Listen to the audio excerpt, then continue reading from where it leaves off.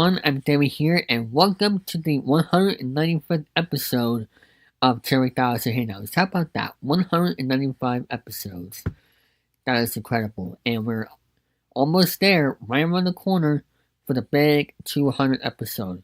And that will be next month. Please stay tuned for that. But however, for those who are wondering, is tonight going to be the return of the Hangout sessions? Unfortunately, no. The reason why I haven't been doing those is because I am taking care of myself with everything going on and just decided to take a break from doing those. But still do interviews, game shows, and all that good stuff. But we are going to be bringing a Hangout session back the day after Thanksgiving, which would be Friendsgiving, I guess people say, for that night on the 28th of November, as we'll be doing it on a Friday night for this special occasion.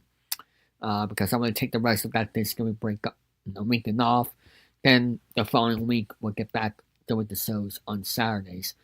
And that's when episode 200 will be, either on a Friday, Saturday, or a Wednesday. You guys have to find out, and I'll definitely keep you posted. But we still have two great interviews tonight for you all, starting with a minor league baseball broadcaster for the Worcester Red Sox, the Red Sox, Alex Jensen, who is also a former broadcaster for the Oakland Athletics back in 2021.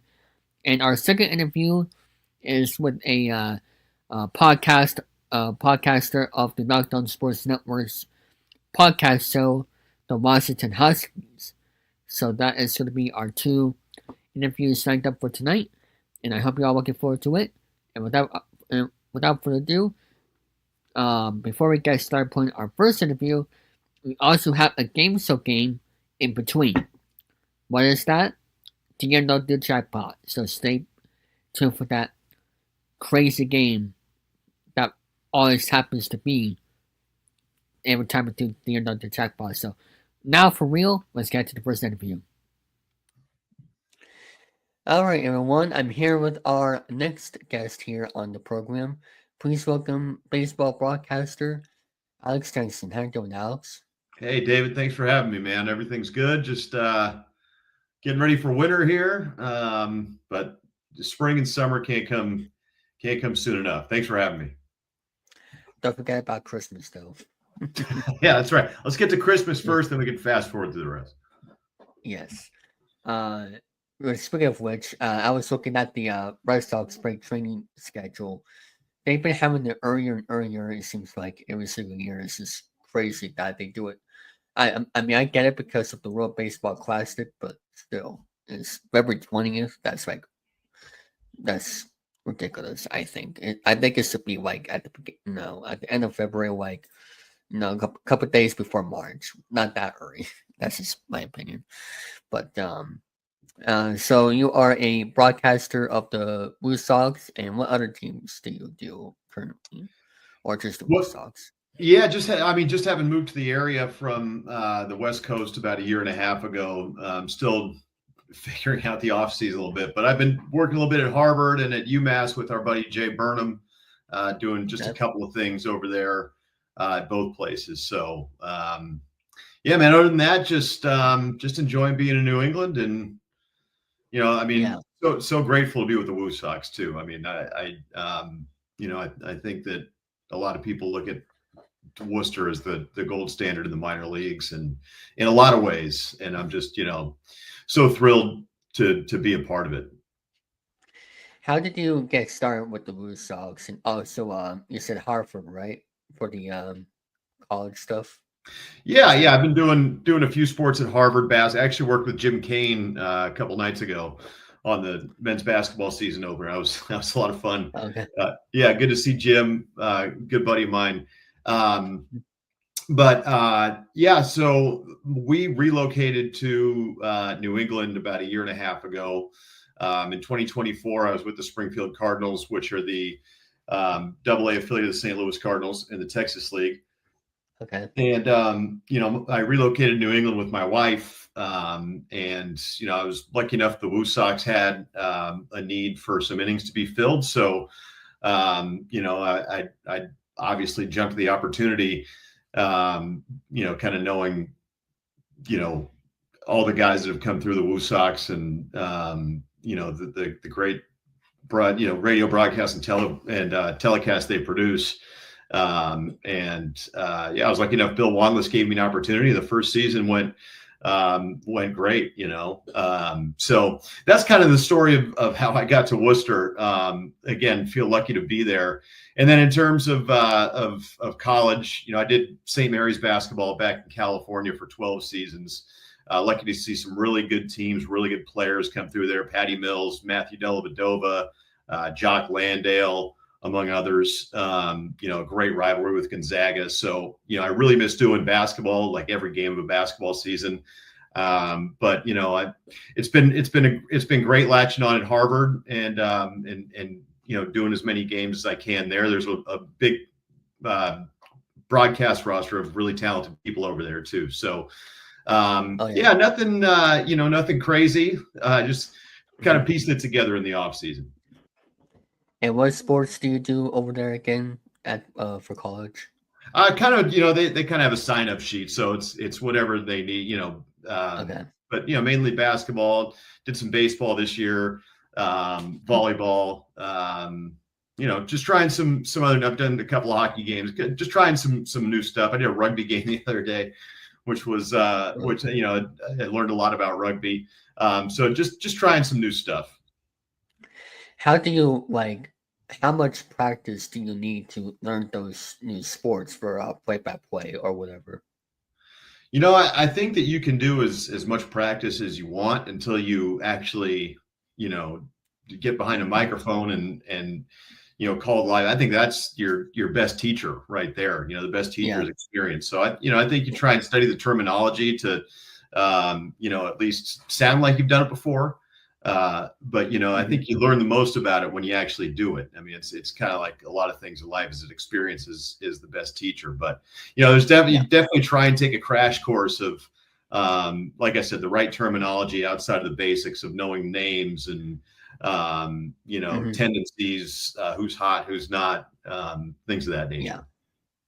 Yeah, of course. And so you're originally from California or New England? Which one are you originally? California. Yeah, born and raised in Oakland, California.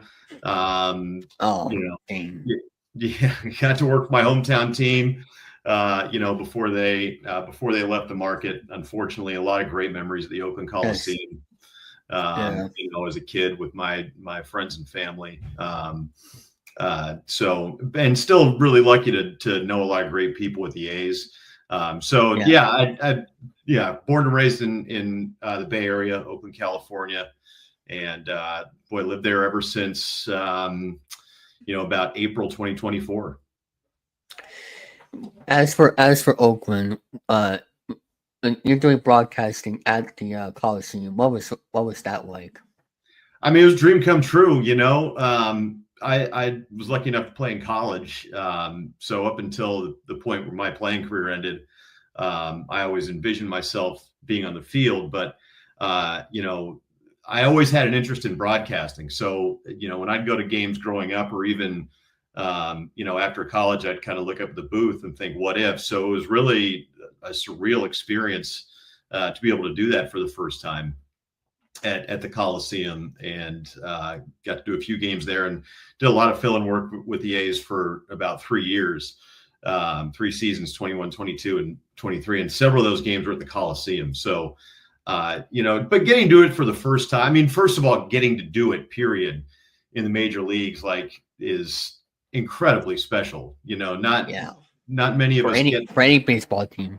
That's right. Yeah. Not many of us get that opportunity. And it's not lost on me how lucky I was to be, given the opportunity a few times.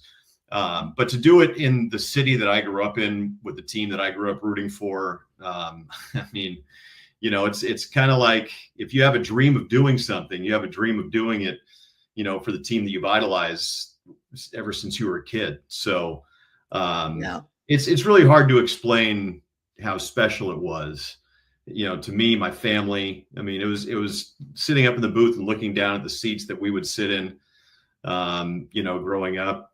Really, really special experience, one that I'll never forget. Any Hall of Famers did you meet at Oakland? Like Hall of Fame players or whatnot? Oh man, Hall of Fame players. Like you got to interview or whatever.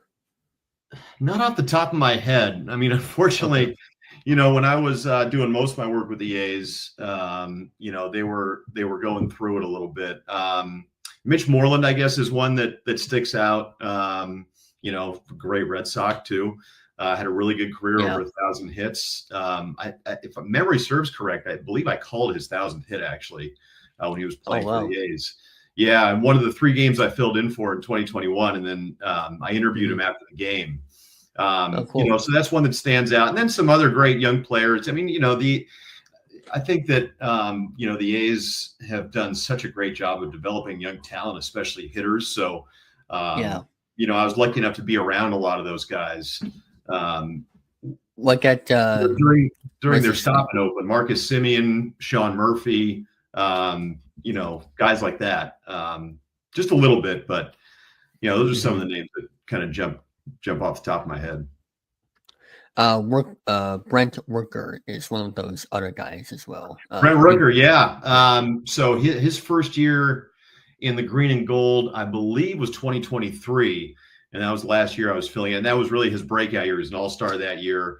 And he really hasn't. I mean, got paid this past off season. So Shea Langoliers is another one who's really blossomed into, in my opinion, one of the top 5 catchers, certainly in the American League. So there's been quite a few guys. I know the A's haven't had it great over the last 4 or 5 years since the Olsen, Semien, Chapman. Chris Bassett was on those teams since those guys came through, but they really have produced a lot of young talent. And I think they're a team to keep an eye on, David, for the next few years. When you look at especially some of the guys in that lineup, obviously Nick Kurtz, but Lawrence Butler, Langoliers. People forget about Zach Geloff and the great year that he had. Oh yeah, first year, when he was a rookie, missed most last year with injury. Nick Kurtz. That's Nick Kurtz. Right? Yep. And I'm missing a few. And I was in the A's system in Stockton for 3 years, so I saw a lot of these guys come through the minor leagues as well. But I mean, overall, great people in the A's organization, player development, front office, and good memories there. Have you got a chance to talk to Dallas Braden over there? Oh yeah, Dallas. I can't tell you how well Dallas treated, because we were on the same. He's a TV analyst, and man, he really looked after me on the road, gave me advice, went out to dinner, me and him and Johnny Dosco, other guys on the broadcast team. Dallas, I can't say enough about the way that those guys kind of welcomed me with open arms. And Dallas, because he had been there as a player too, really kind of taught me what it meant to be in the major leagues, even for the short fill-in time I was there. So I can't say enough about the human being that Dallas Braden is, really.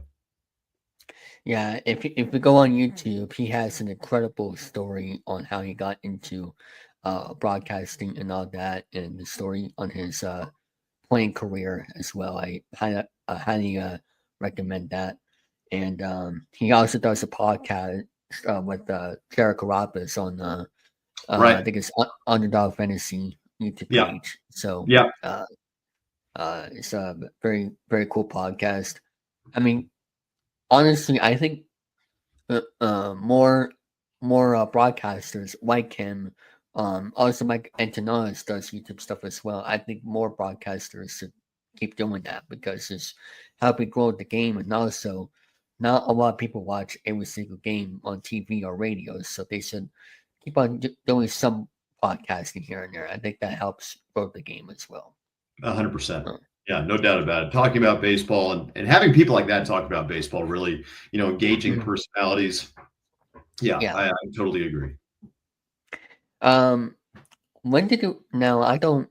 Now, of course, I'm a Red Sox fan, but as for Oakland, when did you first heard rumors about them moving to Las Vegas? Because I don't know like the full backstory of that. Oh, I mean, it went back a long way. Not necessarily Las Vegas, but there was a long time that they were talking about going to San Jose.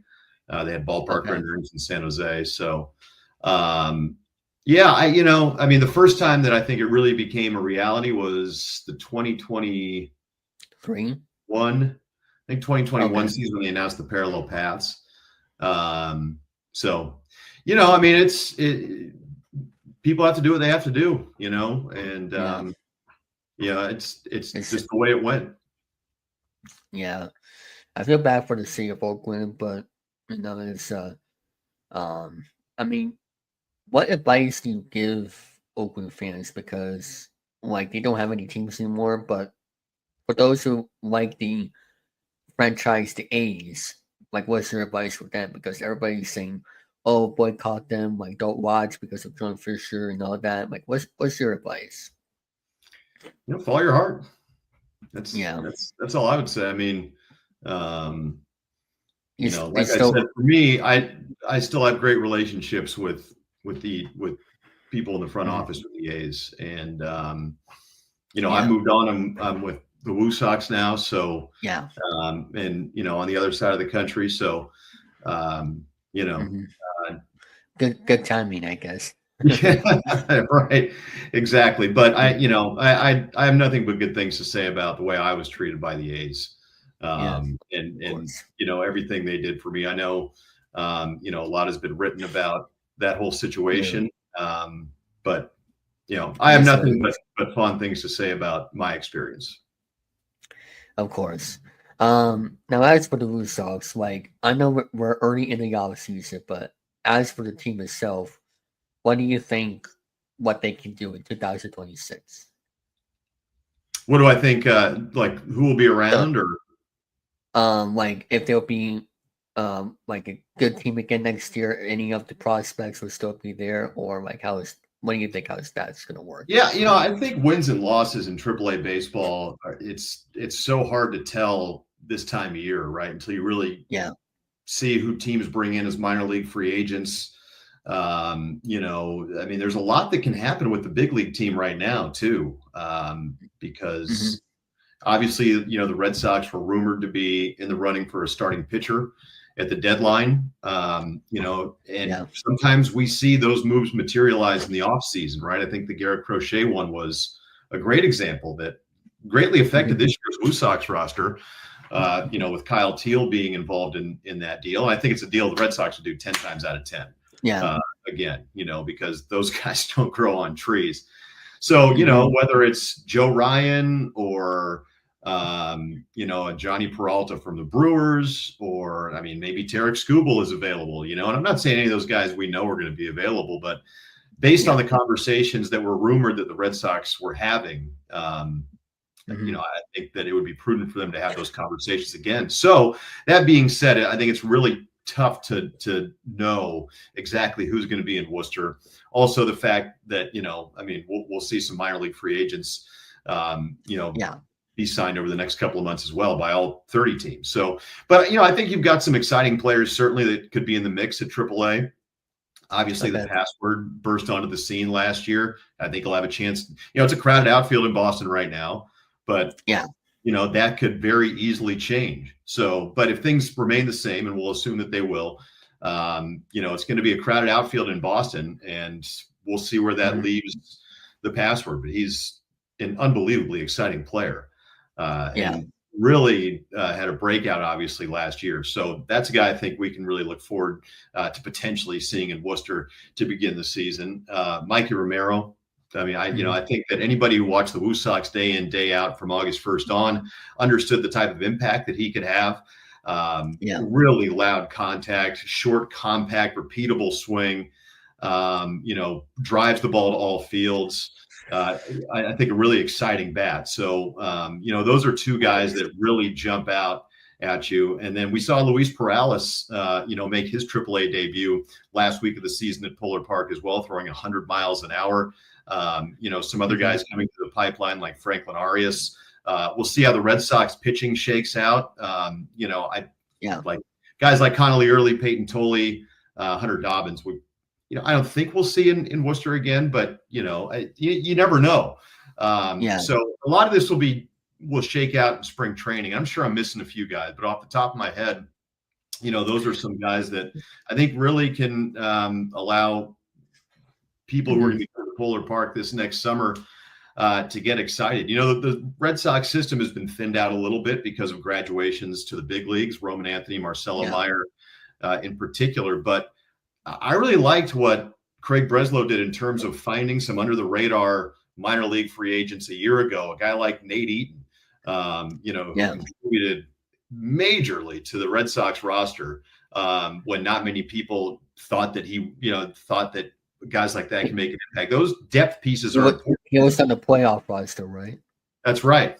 Even a guy like Trace Thompson, you talk to Chad Tracy and, he'll tell you how important those veterans are. Trace Thompson, Yasmani Grandal, Sebi Zavala, a few of those veterans that, you need throughout the season, not just for at-bats and maybe for a chance to supplement the big league roster, but, those guys really viewed as leaders in that clubhouse and helped make some of those younger guys better. Of course. And there's one, I forgot.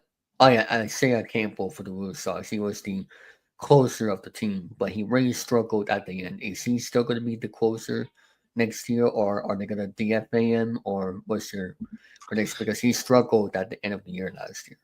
If I'm not mistaken, I believe Isaiah Campbell was designated for assignment, but now that we're on the Campbell game, another big omission for me in that last answer was Christian Campbell. Obviously rode the roller coaster last year, and we'll see what this offseason has in store for him. I think if he's in a perfect world for both him and the club, he's in the big leagues, from day one. It couldn't have been an easy year for him last year, but again, we saw signs. We saw the first month of the year. There were stretches in Worcester when we saw, why the Red Sox paid him the way that they did and why they really believe in him. So that's another exciting piece, of course. Yeah. And also, as for the Red Sox, do you do away games as well, or just home games? Yeah, down the stretch, I did pretty much every away game for the last 3 or 4 months. Coming this year, I'm not 100% sure how that's going to look, but I'll do every game they have me for. The more games I can do, the better. We'll put it that way. What do you like doing better, TV or radio, if you had to pick one? I like them both for different reasons. I think radio. You get to showcase kind of a different skill set, your ability to describe, defensive alignments, the way someone's moving, things of that nature. And, TV is a totally different call. It's so much more of a conversation between you and your partner. So, I think I like, but I mean, I do think that baseball translates so well to the radio, and I grew up listening to baseball on the radio, and I love hearing those little sounds, around the ballpark, in between pitches and kind of knowing when not to talk, right? On TV, you can, and there is an art to it, but you can let the pictures kind of tell the story. On radio. It depends on the pitching matchup, really. Sure. Yeah. But I just think in terms of the mechanics of play-by-play, I love on radio hearing, the cotton candy vendor, the donut coming off the bat in the on deck circle, things like that, right? Just those little instances of being able to hear the crowd and the ambiance and feeling like you're there. Picturing yourself sitting next to the announcer in the stands watching the game. That's why I love radio. And TV, I think you're getting more into a conversation, which is also a ton of fun. While also still calling the game. So I think I like them both for different reasons. If that, I mean, I know I'm kind of sitting on the fence there, David, but that's what I'm going with. Yeah. And what's also great about listening to games on the radio is that it can still work, while listening to the game, at your job or something. It depends, but of what type of job you have, but that's just the one good thing about radio, that is. Now, for anyone who wants to get into broadcasting, as for play-by-play or whatever, do you need college or do you feel like people need to know people, at the very least, instead of college? Because I didn't go to college because it's too expensive. I didn't go to college for broadcasting either, and I kind of took a long and winding path into getting into this. So what was the rest? What was the resume you needed? Excuse me. I got my degree in communications because I'd always had an interest in doing this, but I really don't think that, at least in my experience, that you need a broadcasting degree to do this.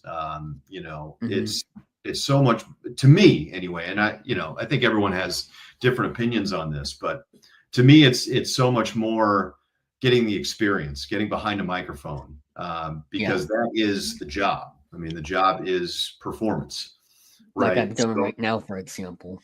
Exactly, right. So getting that experience, letting that be your teacher, sharing your work with people who give you feedback, and really working hard to improve on those aspects. Now, going to a school like Syracuse or Arizona State, maybe can help. It can help in the sense that you can, network a little bit easier while you're in school. Maybe get the inside track on an initial job. But I've never been of the belief that a broadcasting degree is necessary to have success in this field. And I think there's a lot of examples of people that don't have that. That have had success in this field. Isn't it Joe Davis one of them? Because I don't know how Joe Davis got. Because from my hearing, Joe Davis, like he's 30 years old and he got the job at 30, but did he get into it out of high school or something? I don't know if you're familiar with his career. I don't know. I know he was in the minor leagues for a few years. I think he was in the Southern League, I want to say, but I don't know. Yeah, because it's crazy at the type of age he is right now, doing just everything from baseball to football. It's a pretty amazing career he's doing right now, and also the Dodgers. But speaking of this, I want to ask you this because the World Series just happened. A lot of people are hating the fact that yes, he is the voice of the Los Angeles Dodgers during the regular season, but he also does MLB on Fox once a week or so, and then he calls certain series in the playoffs. But when it comes to the World Series, people think he's biased because he is the voice of the Dodgers. So, do you think that should be allowed? For the rest of the time, if the Dodgers keep coming back to the World Series, and he's the announcer for Fox, and he's biased towards them because he is the voice of the Dodgers, and he was at their parade. So, what's your take on that? I mean, I don't know about you, but I didn't sense any bias watching those games from his calls. No.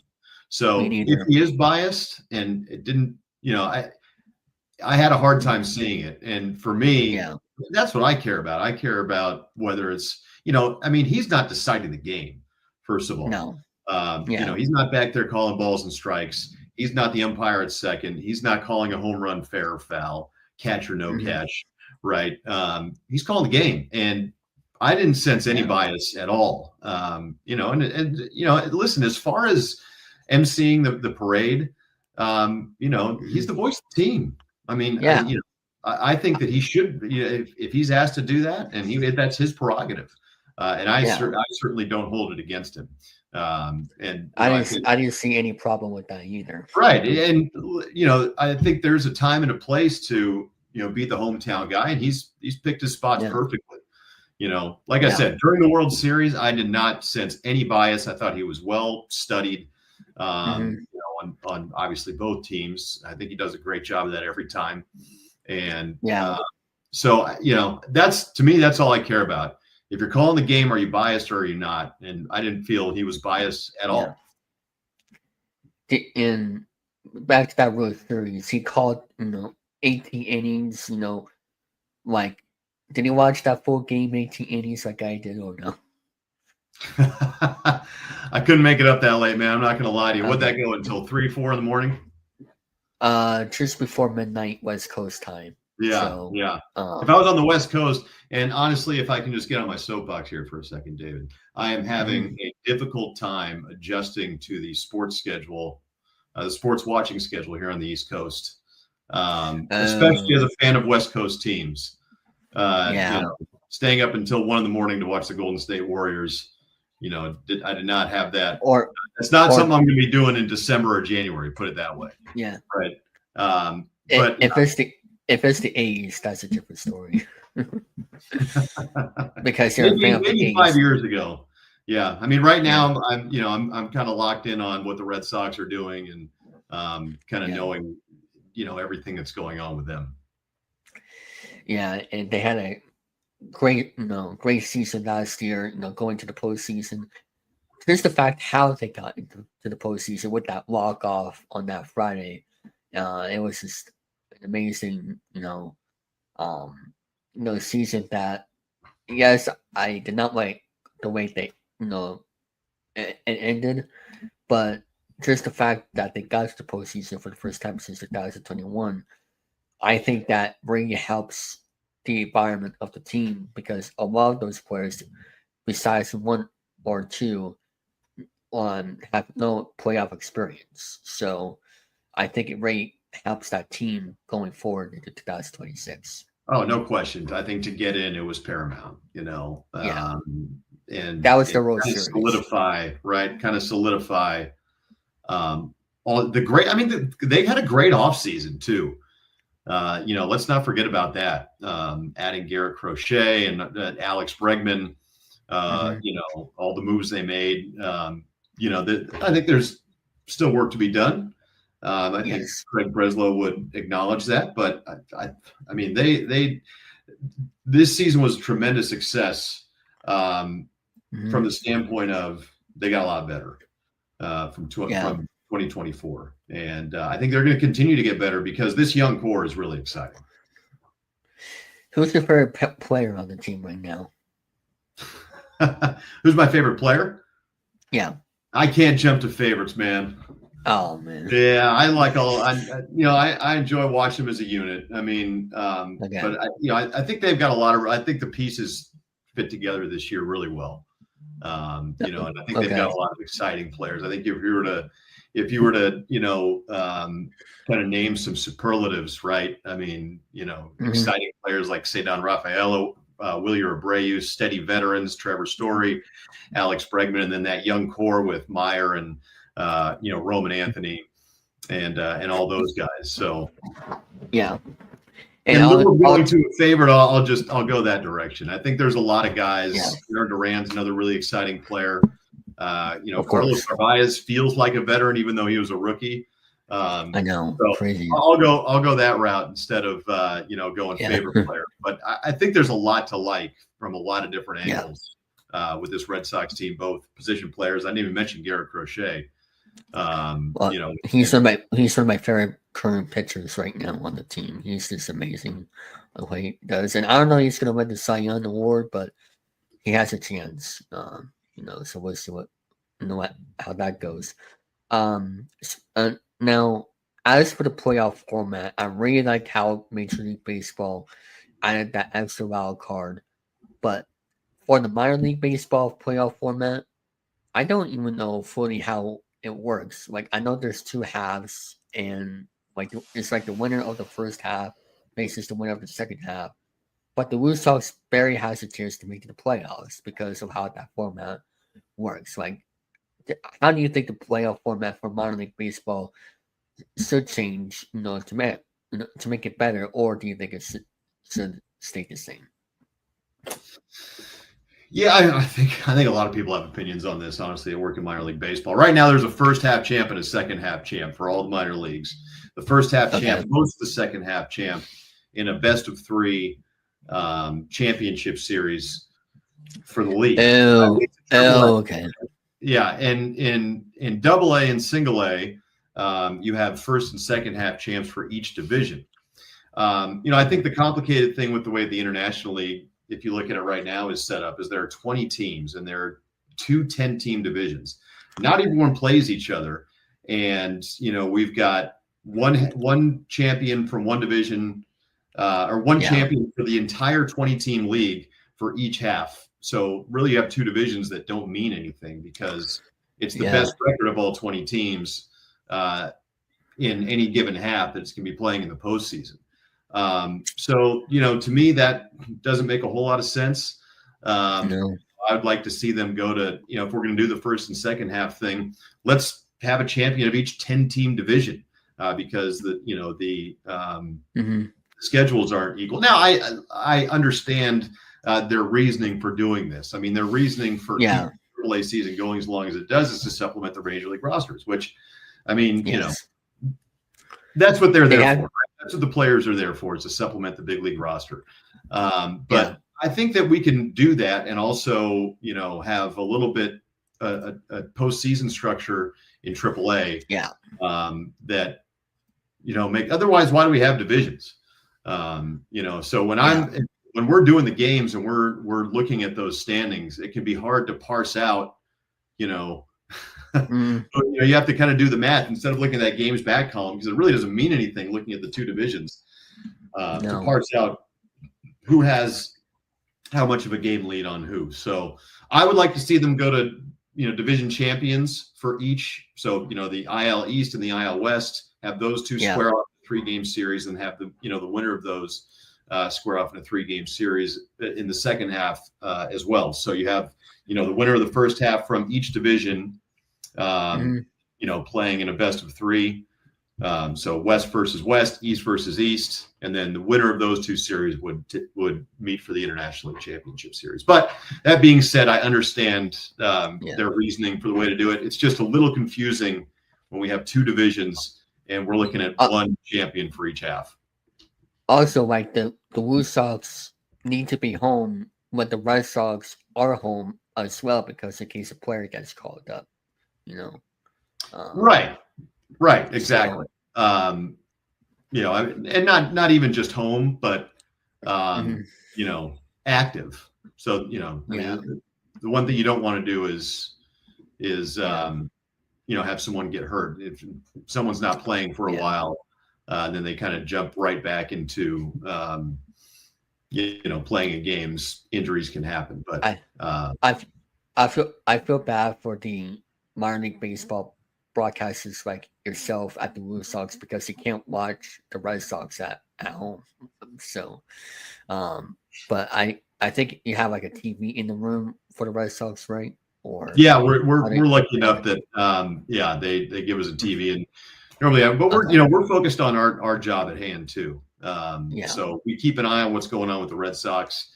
That's why it's nice to have I think it's the Sox in 2, right, on NESN later at night, so you can kind of catch up there. I try and watch Quick Pitch every morning, so I know what's going on MLB Network, so I know what's going on in all Major League Baseball. But I mean, doing AAA baseball with the Woo Sox is also extremely exciting in its own right, especially given some of the talent we saw come through Worcester this year and this past season, and also I think that we'll have coming through in 26. Yeah, and I mean, I honestly don't care if the Red Sox don't make it to the playoffs because it's impossible to make the playoffs, with the playoff format. But all I care is the winning record at home for the Red Sox because they need to win at home more for the fans. And I think they proved that a lot last year. I mean, with the Red Sox being the Worcester, I think it was a great decision because I know I feel bad for the fans in Pawtucket, but the thing is that the travel for the team itself and also for the players that need to get called up to Boston, just in case of an injury or something before the game. And it's only like a half-hour drive from Worcester to Boston or something like that. So, I think it's a great decision to move it to Worcester than Pawtucket because of the travel and everything for the players. Yeah, I think I live in the Boston area. It takes me about 45 minutes to get to Worcester. So, okay. Yeah, I mean, obviously, I wasn't around for the whole Pawtucket thing. I mean, I know people speak really fondly of Pawtucket, but I mean, it's kind of the same thing we were talking about with the A's, right? Just things happen. Yeah. I forgot to ask you this earlier. What announcers or broadcasters inspired you to get into play-by-play? Well, going back to the A's, probably my biggest mentor in baseball broadcasting certainly is Ken Korak, who was a Frick nominee a few years ago. He was Bill King's last partner with the A's, and I listened to him and Bill King growing up. Never got to meet Bill King, unfortunately, but getting to work with the A's first as a broadcast assistant for a couple of years, and then like kind of a dream come true getting to call a game with Ken Korak. He's my biggest. He's been my biggest influence since I was younger. So sometimes I'll say things on the air. I'll think to myself, that really sounded like Ken. So I think he's as good as it gets in terms of doing baseball on the radio, and in turn, as far as the main influence goes, he's right at the top of the list. Yeah, with baseball as your favorite sport growing up, like, did you have any like favorite, like, any favorite memories, listening to the games? Like, is there any like favorite teams of the A's you love to watch back? I mean, I've got a great memory of listening to baseball on the radio, and it was captured in the movie Moneyball. When the A's were on their streak, I was in high school, and everyone was swept up in the whole thing in the Bay Area. I think nationally too. And I remember win number 20 when Hatterberg hit the walk-off. The A's were up like 11-3 or something like that. They were playing the Royals, and the Royals came back, tied the game, and my dad was upstairs painting a bedroom, and he had the game on the radio, and I could hear the call from upstairs of Bill King's call of Scott Hatterberg's walk-off. And several calls leading up to that, because they had like 3 or 4 walk-offs leading up to that. Miguel Tejada had a couple of them, a single up the middle, a home run to left center. Ken Korak was on the calls for those two. So if you watch the movie Moneyball, I thought they did such a good job of capturing the emotion of those radio calls, in those scenes. And so those are really some of the most influential moments I can remember as a baseball fan that made me want to get into broadcasting too. We love those walk-offs. They're just a special time that brings up the energy in the stadium all around. That's why I love baseball, is those walk-offs and occasional fights. Bench is clear, but we don't get those that often anymore. But that's for hockey fights, but still. So what other type of jobs did you have outside of sports? It's kind of it right now, man. Yeah. I meant like before you got into. Before I got into baseball, I worked for a Nestle ice cream company that distributed Nestle ice cream, kind of in the back office, and I did St. Mary's basketball at the same time. So I was in logistics, which meant that I would, kind of schedule out the drivers where they would go. So I guess it got the job done for a little bit, but I always wanted to get into broadcasting, and I was doing St. Mary's basketball on the side still, but I always wanted to get into baseball, and making the decision to kind of take that leap, I haven't regretted it for a second. Of course. I just put this in the private chat. I saw this on your LinkedIn. I don't know how you pronounce that, but you're something supervisor. Logistics supervisor. Okay. Yeah. What was that job? That's what I just what I was just talking about. Scheduling it was actually kind of a strange company. It was half a payphone company. And for those of you who are watching this don't know what a payphone is, that's when you put coins into a phone I know in the ground, and you can make a call, right? So this company still serviced payphones. They started as a payphone company in the 80s, and then to keep the company going, added the ice cream distribution part. So I kind of did both ends, both for the payphone techs and, the ice cream part of it. But that's basically what that was. Yeah. I don't remember, the payphones, that well, but I do remember the walkie-talkies and the CDs and Windows XP, the computers. I'm so glad I was born in 2003 to able to see the old school technology. And like, where did you get your radio, by the way, to listen to the games? Like, what type of store did you get that from? The radio, just in the car. My dad had like a transistor radio. Oh, okay. Yeah. Okay. Yeah, I do have a regular radio somewhere, but I usually use Sirius XM because it has all the sport channels of all the teams, so that's what I use. Yeah, it's nice to be able to listen to all the other broadcasts. Of course. It's also good for NFL, NHL, or any sport as well. What are your long-term goals right now? Like, is this is this the best shape of your career right now that you want to stick out forever, or do you have other goals for the future?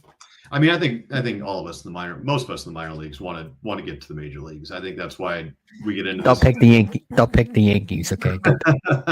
I think we all want to be major league announcers, and not the Yankees though. Okay.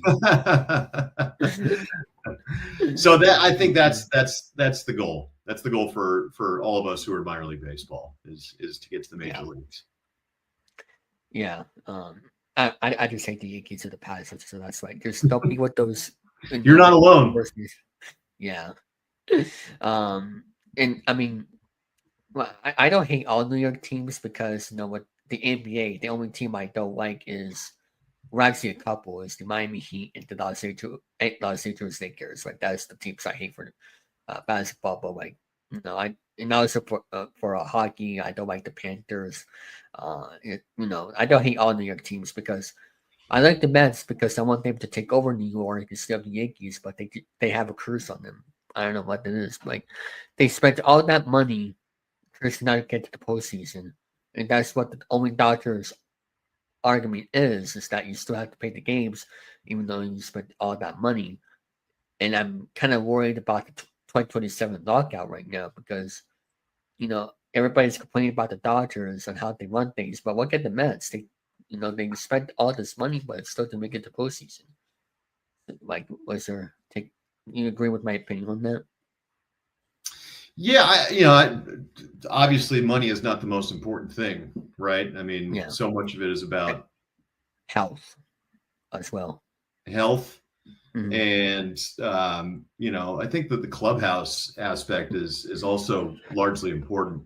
You got to enjoy coming to work every day, right? And that's not to say those teams don't have that type of camaraderie, but I think the Blue Jays were a great example. I mean, those guys clearly loved each other when you watch the way they talk about each other. I mean, you're talking about a guy like Ernie Clement leading the postseason in hits, who had been a journeyman before that. But his interview after that World Series, I thought was extremely telling.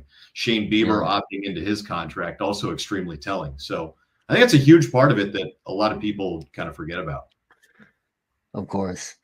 By the way, for those who are wondering, this is actually the first interview I've done with someone that I already met in person before on this YouTube channel, because we met, I think, at the DCU's DCU Club, I think it's called, right? The DCU Club.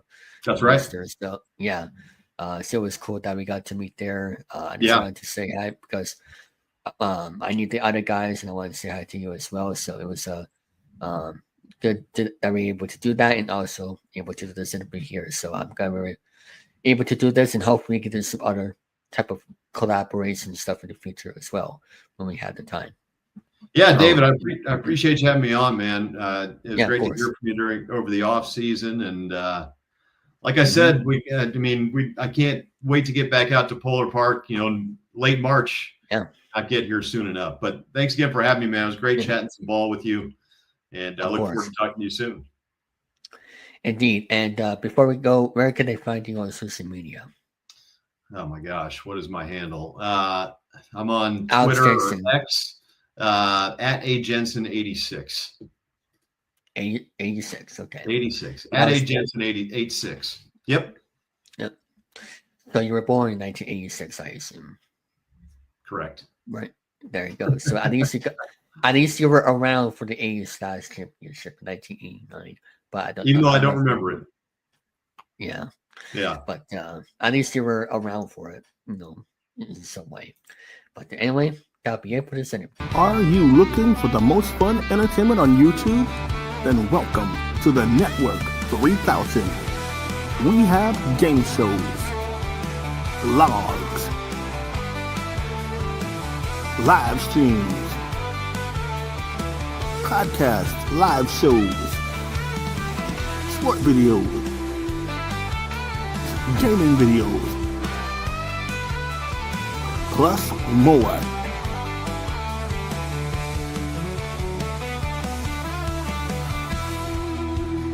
Subscribe today. We hope you enjoy the Network 3000 on YouTube. Welcome back to the program. Thank you very much to Alex for doing that interview before the commercial break. It was a lot of fun talking to you.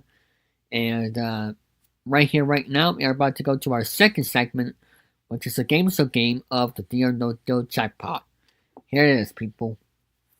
All right, everyone, it's now time for another segment of Deal or No Deal here on the Chilling3000 Hangouts with our player here today, Chops. Are you ready to play? Yes, sir. All right, and today the jackpot we're playing is for $8 million because, of course, this game has a jackpot mode of Deal or No Deal. So without further ado, let's begin right now and see if it can have someone be a multi-millionaire. Okay. You can see the game good and everything? Yes, sir. All right, perfect. All right. Welcome to Deal or No Deal. To win big at this game, it's going to take a lot of guts, a lot of luck, and of course, a great sense of timing. And without further ado, before we start the game, let's bring in the cases. Game, please.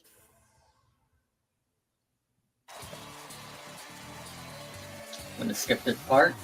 There we go. Here are the cases right here. As you see, there are 26 number of cases according to Russ Money site, but there's one thing that we do know, that the biggest amount in one of those cases for this game is $8 million in cash. All right. That is our jackpot for today, and it's going to be all the way down to 1 penny. Yep.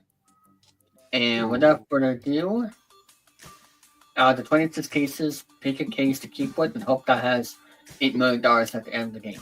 Oh, let's see. I'm going to go with 25. Oh. 25, David, 25. All right, 25. Hopefully case number 25 contains $8 million, but in order to see what is in case number 25, we got to open up the other 25 cases up there on the stage. Remember, those cases is not in your case. So without further ado, pick your first 6 cases all at once. And we'll start opening them now. Okay, so let's do 7. Okay. 18. 22. 5. 9. And 12. Okay. Number 7 has $40. Okay, that's good. Oh, thank goodness. 18. Not exactly what you want, but $400,000 better than the bigger ones. $80. Number 5. A penny. There you go. That is not in your case. Number 9. 1,600. And number 12. 800,000. Well, ooh. At least in that round, you were above 500 by picking the small amounts. Exactly. And of course, as on how the speed version of this game started was on episode 200 of the real show. That's how the speed run started. But the offer is $269,000. You have 50 seconds to make a decision. Deal or no deal? I would say no deal. Let's go. All right. Yeah, it's too early in the game. I don't like they ask the contestants that question at the first round, but still, 5 cases. Choose 5 cases. Let's do number 14, 21, 6, and 1. One more. One more. Let's do number 3. Okay. Number 14, $6,000. All right. Number 21, still in it. $3,200,000 and $6 million. Ooh, that's got a sting. $8 million is still in play though. Number 1, $80,000. And number 3, $600,000.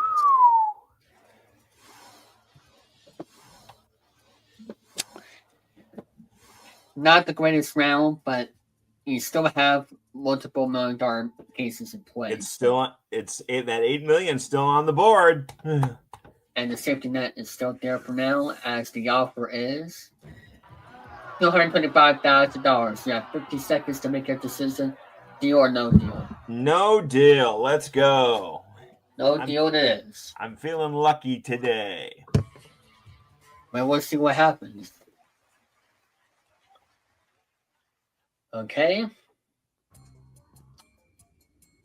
Now, 4 cases. 4 cases. Number 2. Number 15. Number 8. And number 19. Let's start with number 2. Open the case, please. $800. Okay, that's 15. Open the case. $4,000. Number 8.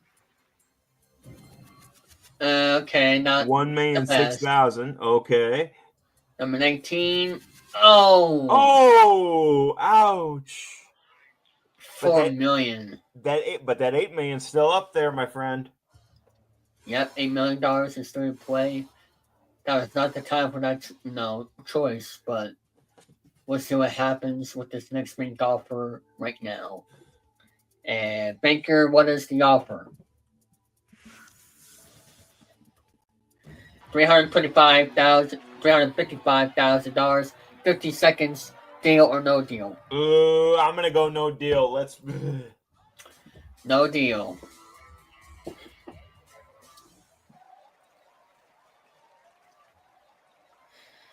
All right, now 3 cases. Now, let's do number 13, number 10, and number 11. Number 13 has $40,000. Okay, that's still good. We're gonna. Number 10, $8. Get that $8 off that board. And number 11 has $200. That's a good round right there. You picked 3 straight no amounts in a row. Ooh. And after this round, you'll have to open up 2 cases all at once. Oh, so goodness. Let's see. It's going to be more tricky as the game goes on. With this next bank offer, $851,000. Don't forget, $8 million is still in play. So, and then on with the $2.4 million. Deal or no deal? I'm going to say no deal. Let's go. No deal. All right. No deal. And now, 2 cases at a time. 2 cases all at once. 17 and 16. Okay. Number 17 has 2,400.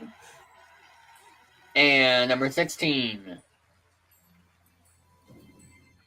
Not bad. 200,000. Not bad. Especially with the next round. Gonna start opening up one case at a time, like normal. Ooh. Okay. The next ranked offer is gonna be over $1 million. $1,170,000. Ooh, let me see. I'm gonna one case at a time. $8 million is still in play on level 2.4. That's hard. That's hard to pass up, but I'm gonna go no deal. No deal. Always look at the safety net as you see on the board here. Okay. Now, one case. Number 4. Number 4. Open the case. $400. Yes, we'll get that out of there. 40% chance of winning at least $2.4 million. And hopefully we can give somebody a millionaire tonight. But your next bank offer is $1,694,000. 50 seconds to make your decision. Still $2 million amounts on the board. Deal or no deal? No deal. Let's go, sir. No deal. Be careful of the $2 million amounts on the right side. Ooh. One case. 26. 26. Open the case. $600. Yes. You know what this means? You have a 50% chance of winning at least $2.4 million.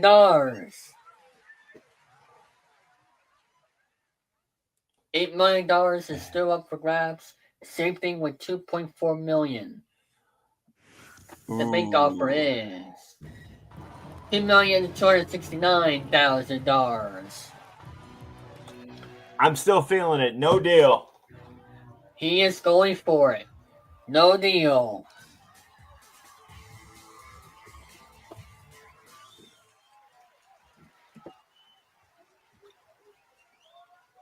Okay. Ooh. 20, 23, or 24? Let's do 23 in the middle. 23. 23. Please, up with the case. Oh!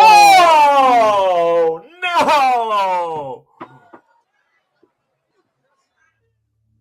Oh my!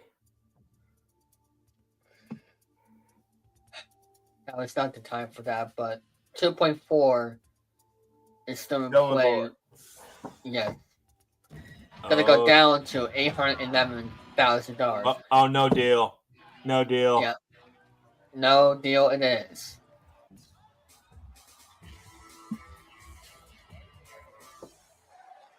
Two cases left there on the stage. Three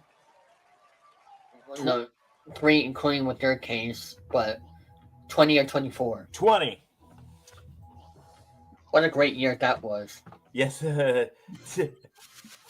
Exactly my point. Oh, disaster.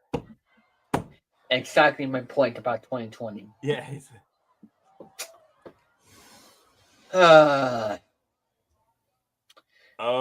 least you're not going home empty-handed. This is true. $3,200 is better than nothing.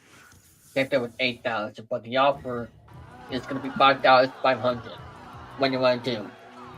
No deal. Let's go. Let me see. I want to see what's in my 25 case. I don't blame you there.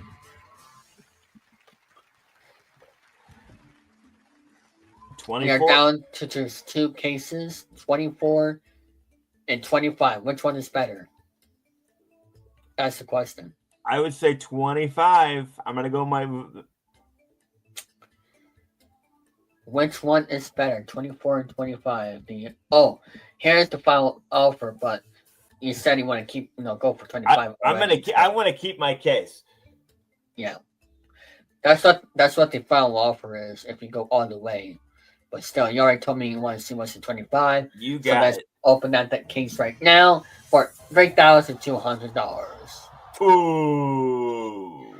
Oh, man. Womp, womp, womp, womp. Oh, well. Goodness my, but you know what? You gotta go for it. Yeah. You gotta go for it. And that'll be it for this Deal No Deal segment. Thank you to Charles for participating. And we'll be Thanks right for having back after this. All right, that was the Deal No Deal jackpot. Man, that was a terrific game right there. Holy moly, that was insane. But now we're going to get to our last segment of the night, our interview with Roman from the Lockdown Sports Network's podcast, the Washington Huskies. Here it is. Alright, everyone, here on our next interview segment, please welcome our next guest here tonight, Roman. How you doing, Roman? David, I'm doing great. How are you? Doing good.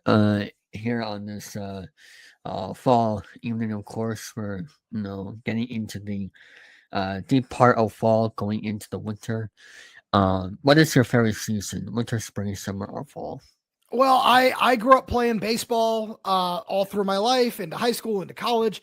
So I would have to say it's either summer or fall. Probably fall as we get into playoff baseball. Football season starts up. I don't think there's any other choice for me personally. Understood. And speaking of that, you are the host of the Lockdown Huskies podcast. Not UConn, but the Washington Huskies, unfortunately. But what inspired you to make sports content for yourself? I have, like I said, I've played sports all my life. I've been around sports all my life.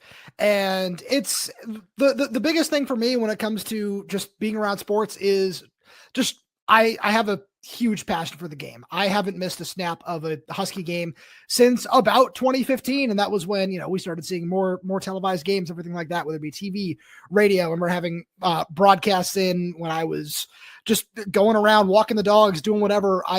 I've always had such a passion for Husky football, and I've been writing about them since 2017, my junior year of college. I decided to move out here to Seattle from Boston after I graduated from school in 2019, and after bouncing around through newspaper jobs and several other blogging gigs, websites, I was lucky enough to get hired by the Lockdown Podcast Network ahead of Washington's 2023 season, when I also started writing for Sports Illustrated at the same time, which was absolutely amazing. And I'm just so lucky to be in this position where I just get to now talk about and write about sports every day of my life. And it's something that I've always just been inspired to do. My dad has been a big Husky fan for their entire life, and it's just something that I absolutely love. That's cool. And what college in Boston did you go to? I went to LaSalle College on the Newton-Auburndale line. Absolutely loved it. Played baseball there for a little while. I miss my time in Boston and Newton every single day, but I also love it here in Seattle. So it's been a wonderful move for me. Do you root for both Seattle and Boston teams still? Or depends. I do enjoy watching the Mariners win. I do enjoy watching the Seahawks from time to time, but if I had to choose one or the other, it's no contest. I grew up watching the Red Sox, the Patriots, the Celtics, so they're always my top priority. Yeah, and what made you decide to move to Seattle from Boston? Or are you? Well, I got a job in newspaper pretty much a couple of weeks after I graduated, so I was inspired to do that. And like I said, I'd already been writing about the Huskies for a few years, and I saw that there was an opening in this market to have somebody come in and cover recruiting, cover the team, try to get on the beat for not just football, but basketball as well. I love covering the women's softball team because they're one of the best in the country. The women's soccer team is going to be making a deep run here in the NCAA tournament as well. So this is one of the best athletic programs in the country. And like I said, my dad's an alum. My sister is a Curtin student in Washington's grad program. So it's something that is very deep in my family. My grandma lived up here for the majority of her life. And it's just something where I felt I saw an opening, and it's been wonderful. That's cool. And that is how you got into sports, making it your passion, right? Because all of your family went to that college, or How did sports get started for you? Like I said, I've been playing baseball since I was 4 years old, and I grew up with season tickets to Dodger games, and I played in Little League. I played against players now in Major League Baseball when I was in Little League, and then when I was in high school. And it's just been something that, like I said, I've just loved doing since day one, and sports have just always been my passion. I didn't know you liked the Dodgers as well. No, I grew up in Los Angeles, and that was the local team. So we'd do that. We'd go to Angel games. The Red Sox were in town. I was at Dustin Pedroia's MLB debut. I've just always been around sports. What did you think of the 2025 World Series? Because that was one of the best since 2016. It was a lot of fun. I couldn't have enjoyed it more. It's one of those things where, no matter really who you're rooting for in a series like that, it's an instant classic kind of series. And just as someone who likes to enjoy as much sports as humanly possible, just being able to sit back and watch that series without a true rooting interest, it was wonderful. Yeah, and the 18-inning game was crazy. I never seen anything like that before. I mean, yes, 2018, but when you think about it, there wasn't that much action during that period in extra innings. But with this one, there was a lot of action for the pitcher side, during that time. So, and there was a lot of defense as well. It was just amazing. But who are now? I know you got into sports because you played baseball, but did you have any mentors growing up in the sports industry? Oh, absolutely. I learned from several pitching coaches. One of my coaches, Scott Singleton, played in the minor leagues for a long time in the San Diego Padres organization. I was on a team that was a scout team that was owned by Gabe Kapler for a couple of years. And those are guys that I certainly looked up to. I've had a number of coaches that have helped me just throughout my time, and I couldn't be more grateful for them. I pitched for a really long time. So I loved watching guys like Felix Hernandez is one of my favorite pitchers of all time. Growing up watching John Lester and Clay Buchholz, just some dudes that I always just tried to watch as much as I could and learn from them. Yeah. What pitchers did you use? Did you use any knuckleballs or curveballs, whatnot? It was fastball, curveball, changeup for most of my time, and then later on in my career, as I got through high school and into college, I had a slider that I really enjoyed throwing. That was my pitch mix for the most part. How did you get up to 80, 90, 100 miles per hour? Because I don't know how pitchers throw it that fast, up to 100 miles per hour. I don't know if you threw that hard, but how did you get it up there in the 90s at least? I threw low 80s. That's why I didn't go very far and why I played Division III baseball. It's all about leg drive, and it's all about your mechanics and just learning how to just maximize what you're getting from your body. One of the gyms I used to go to, they had a really wonderful Performance Labs of California had a truly awesome program where you could just learn about mechanics through different advanced technologies and cameras and different things like that. I know Hunter Green worked out there for a while as well. And it's just one of those things where it's not easy, and the same thing that works for one person might not work for another. And it's just all about learning more about your body and finding different ways to maximize stride length and leg drive and different things like that. Understood. And were you a starter or a reliever or a closer? As every pitcher wanted to, I enjoyed starting as much as possible. Did that for as long as I possibly could. I threw in relief a lot. That's what I did when I got to college, especially. But I pride myself when I was still playing as, hey, whenever you need me, I'll be ready and I will go out and throw. Of course, definitely. Now speaking of players, how did you get the now of course you work for the Lockdown Sports Network, how did you get the field pass for interviewing players I've seen on your Instagram? I'm a credentialed member of the media, and I have been for 5 seasons. It's something that was certainly not easy to do. It's about developing a reputation. It's about sometimes just making sure that you have done enough to get hired by the right people. And I, luckily enough, have been doing that for a long time, where I used to write for a website called RealDog.com. So my first season being credentialed for the Washington Huskies was back in 2021. And I've just worked really hard to that, and that was my first time doing football. I did a couple of basketball games for the newspaper I used to work at before the COVID season as well. So I've been like I said, this is my 5th season now being credentialed, and it's something where I've been able to develop relationships and develop familiarity with a lot of people in the building, and I'm very lucky to have done that. And I just couldn't enjoy it more. So that's a big way to do it, is just keep working hard every single day. I don't take days off. I make sure that I'm always talking, I'm always writing, I'm always finding something to do to just maximize just the most out of every day, really. Oh yeah, absolutely.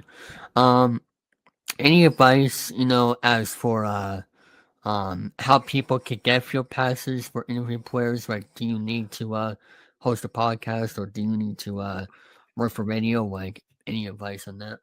I would say that it is different from sport to sport, from program to program. Everyone will clear people in a little bit of a different way.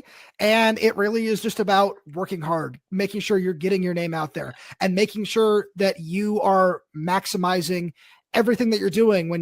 If for any writers out there, make sure that you're double, triple, quadruple checking your grammar, your spelling, all the little things. Make sure that you're getting your numbers right. Make sure every little detail is as perfect as you possibly can be, and make sure that you are just, again, doing the absolute most that you possibly can. And as you continue to do that, people will catch on.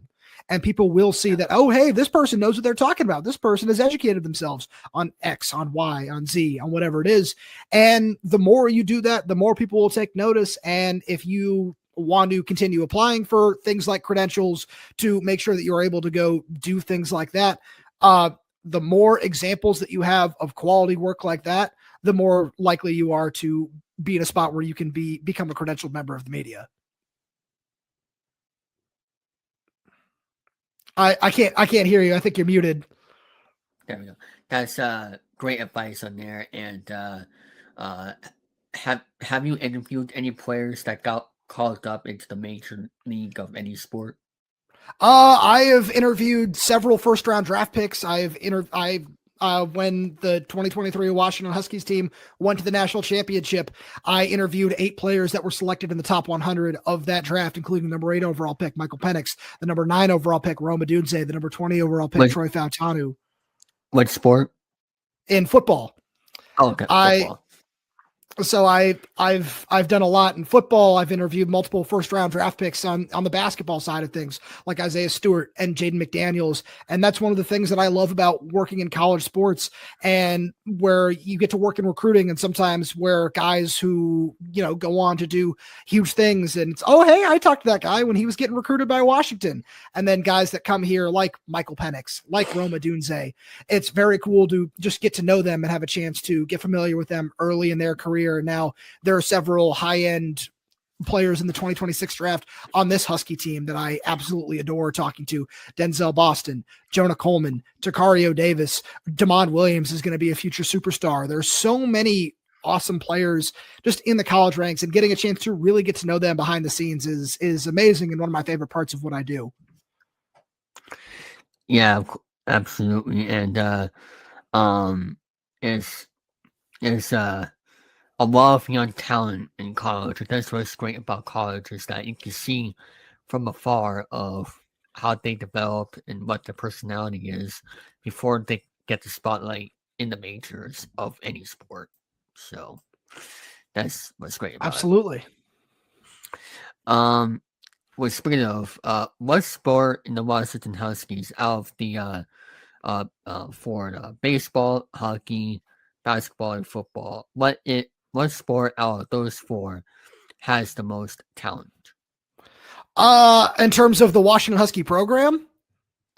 Yeah, like the best team that has. It's right now it's got to be the football team, but the men's basketball team is really creeping up on them quickly. They're going to have a guy who's probably going to be a first-round pick in forward Hannes Steinbach, who's a really impressive prospect from Germany who just came over this year and is a true freshman, has just been absolutely incredible so far this year. He's recorded double-doubles in 2 of Washington's 3 games so far, but I think the Huskies also have a ton of early-round NFL draft picks on the football side of things right now. Like I said, Jonah Coleman at running back, Denzel Boston at wide receiver, Takario Davis at cornerback. I think Alex McLaughlin at safety is a name that people need to look out for.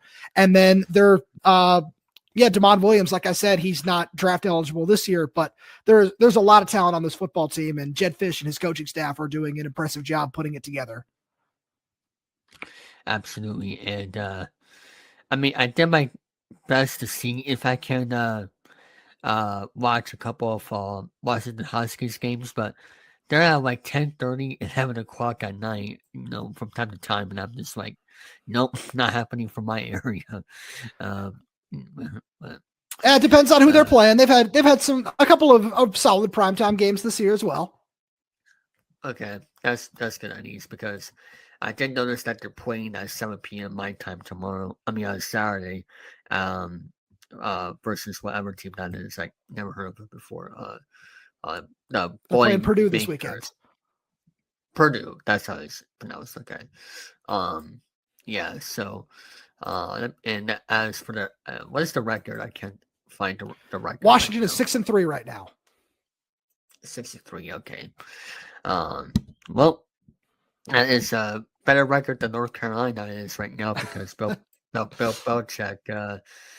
I still can't believe he chose college, because I thought he was going to get hired by like an actual NFL team that he wanted to prove on, but it's like nobody wanted to give him front office control. I actually had several run-ins with Bill Belichick last year, because as his son Steve was Washington's defensive coordinator during the 2024 season, he came out and helped out during spring practice and during fall camp, and it was a very interesting experience for me to see my two worlds in the Huskies and the Patriots collide. Yeah, and Drake May, as the Patriots, Drake May this year, he is having one of the best seasons in his football career here so far. Do you think he's a legit, great quarterback for the future, or does the schedule explain for itself? Because a lot of people are saying, "Oh, is the not good schedule for the Patriots?" But then again, you have to beat your division rivals. You have to beat Buffalo. You have to beat Miami. You have to beat New York. Bills and Jets. Like, you have to beat those division rival teams. No matter how good or bad they can be, you still have to beat them no matter what, because those are the games that matters the most. Yeah, absolutely. I think Drake is absolutely a franchise quarterback moving forward. He's someone who all you got to do is play who's in front of you. That's all you can do. And this Patriots team has shown that not only will they ride with him, but he's got everything it takes to be a franchise quarterback, whether it be the vision, the accuracy, the arm talent downfield. He's a guy who I have put all my faith in, and I couldn't believe in him any more than I do. I'm 100% sold on Drake May. And the football team, the Patriots, do you watch that sport the most as Boston sports, or do you like to watch other Boston sports more? Well, I get more Red Sox games than I do Patriots games living out here in Seattle, as it's a lot easier with MLB TV versus everything that's going on with the NFL and things like that. So I watch every Patriots game I possibly can, but unfortunately, I just don't get a lot of them out here in Seattle.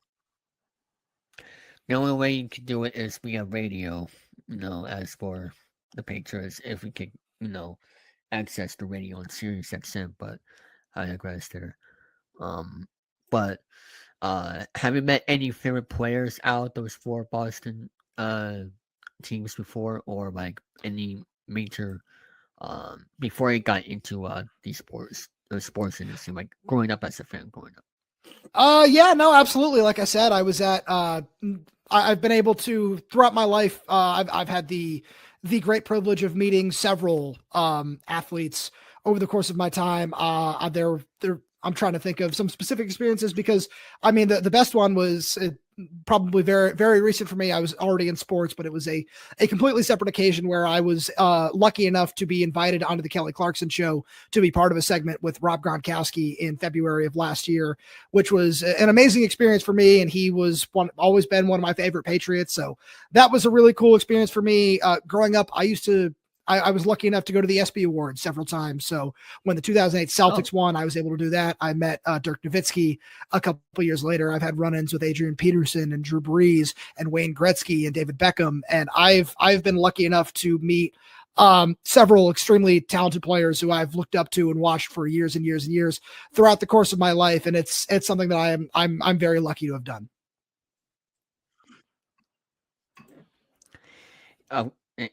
Absolutely. What about like any sport announcers? Do you have you met any one of your favorite announcers or? I have. And he is unequivocally the greatest broadcaster of all time.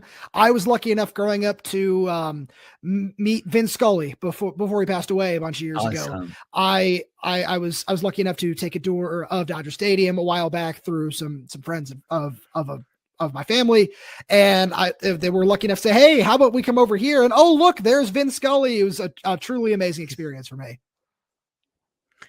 He is, like you said, one of the best sport announcers of all time. I think he is number one with everything he went through, not just with the Dodgers, but nationally as well. Also calling that Hank Aaron home run, to break the record for the absolutely the most home runs in the major leagues in history. He deserves to be number one for all of those great moments for the past. I can't remember how many years he did TV and radio, but like 50 plus years at least for him doing that broadcasting. And speaking of Gronk, there you go. That's pretty awesome. Yeah. He is a fan favorite here in Massachusetts and all over New England. And do you think he with him signing that 1-day contract yesterday, he said that he thinks Tom Brady is simply the only one that deserves a statue. Do you agree with him on that, or do you think Gronk deserves a statue as well?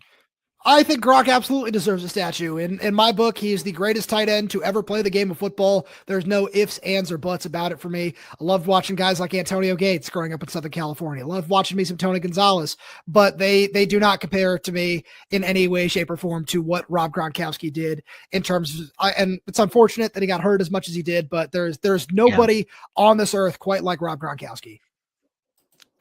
Yeah, like what I think the Patriots should do is have statues for Tom Brady, Bill Belichick, and Gronk.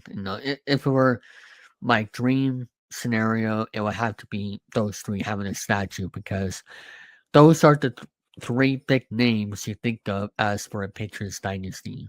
I don't care about the 10-year drought as for winning a Super Bowl, because they were still in the playoffs during that 10-year period. It's just that it took them a little bit longer to win that Super Bowl again, 2014, I think. So it's like, when you think of the dynasty, those are the three players you think of all the time.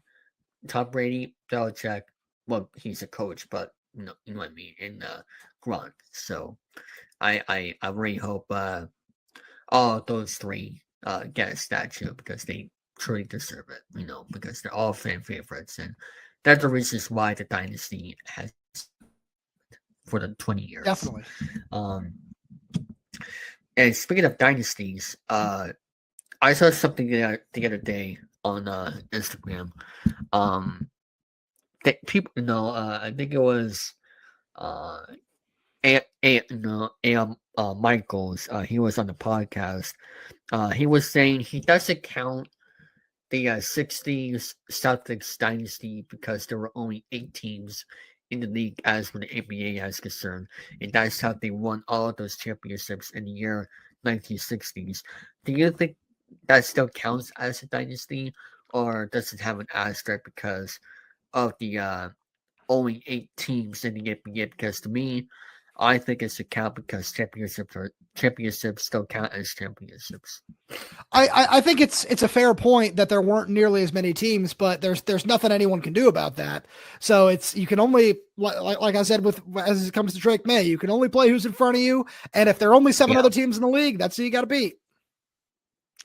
And also, let's not forget as well, Bill Russell is the reason why that dynasty happened back in the 1960s. Bill Russell is one of the best NBA players of all time during that era. And I'm surprised, he doesn't get compared to Michael Jordan because, of all the championships he's won. You know what I'm saying? Because, there's LeBron James, there's Kobe Bryant, but I'm just like, what about Bill Russell? Correct me if I'm wrong, but he has the record for the most championships won by a single player in the NBA, right? So he definitely does. Yep. Yeah. So it's like, I think he is the. Do you think he should be included in the GOAT debate for basketball because he has the record for the most championships? Absolutely. Bill Russell was the best player of his era, and that's really what GOAT debates should come down to at the end of the day is it's the best player from this era versus the best player from that era, and so on and so forth. So yeah, 100% Bill Russell needs to be in that conversation. And that's not us being biased as Celtics fans. It's just that I am shocked that he hasn't been compared to as the GOAT with all of those championships he's won. But I will say this, though. I think the GOAT debate for the NBA should be Michael Jordan, Kobe Bryant, and Bill Russell. I think LeBron James should not be in that discussion. Yes, he has the most points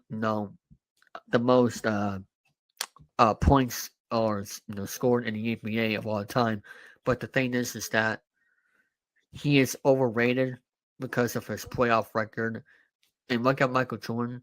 He is 6-0 undefeated in the NBA Finals. So that's just me. I think that's what the GOAT debate should be. And Kobe Bryant was on another level during his prime in his era as well. So that's what I think what the GOAT debate should be out of those 3.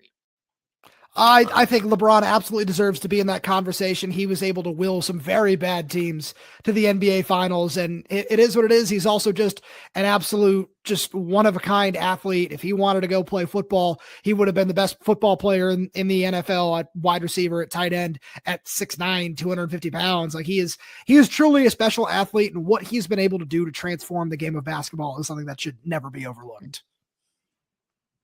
Of course, and is there anything else that you want to do in the sports industry, or you think this is what you want to do for a very long time as for the other sports network?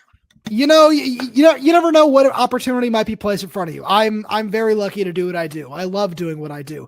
I would never say no to doing that for 10, 15, 20 years plus. But if another opportunity arises, who knows what that might look like? I've been lucky over the course of my very brief career to write for several major media entities in terms of entertainment and stuff outside of sports that have been just so much fun for me to do. I've made some wonderful friends in the television and just again entertainment world, which are a lot of fun for me to do. So I'd never say no to anything, but I'm very happy with where I am.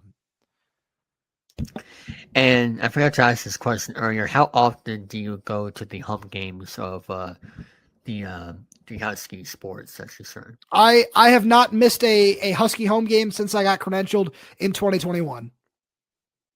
Oh, I meant like in person, like going to the games in person. Like how? Yeah, like I said, I have not missed a home game since I got credentialed.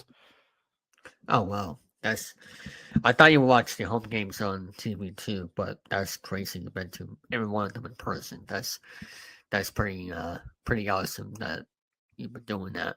And I could tell that going there in person is more fun than watching it at home. Because the energy from the crowd, nothing beats it. Absolutely, Husky State. That's why they call Husky Stadium the greatest setting in college football. Yes. How long that stadium's been around for? Husky Stadium has been around for a very long time. They did some renovations on it about 10 years ago. So the current rendition of the stadium has been around since about 2013 when they added more seats, took the track out of the stadium, and got the fans a little bit closer to the field. So I like going off of that metric. So I would say this is year 12 of that. You're talking about that, okay. Oh wow! It said it opened November 27th, 1920, according to Google. Yep, it's been around for a very long time, but all of the new renovations and everything have done a lot to improve the stadium as well. Is that the longest active college football stadium? It is not. Oh, okay. Which one is it? Well, the Rose Bowl is up there. There's Michigan Stadium, the Horseshoe in Columbus, Beaver Stadium, Penn State. There are several that are older than Husky Stadium. That's pretty incredible right there. Because just like with Fairland Park, for example, 1912, and Dodger Stadium is still going on. Too bad Oakland didn't work out for there, but because their owners didn't want to spend money, that's what happens. Let's see what else is. I guess Angel Stadium could be a retro because it was around in the 60s to 80s. But yeah, I love the old stadiums because brings back all the memories from what happened in that stadium. It's pretty incredible. But where can I find you on social media? Yeah, for everybody out there, feel free to follow me on Twitter, on Instagram at rtomashoff34, rtomashoff34. If you're interested in any of the written work that I'm putting out there, it's at uwhuskieswire.usatoday.com. And then my podcast is on all forms of social media at Locked On Huskies. All right. And is there anything else that you want to promote that will be coming up in 2026 or nothing as of right now? Nothing just yet.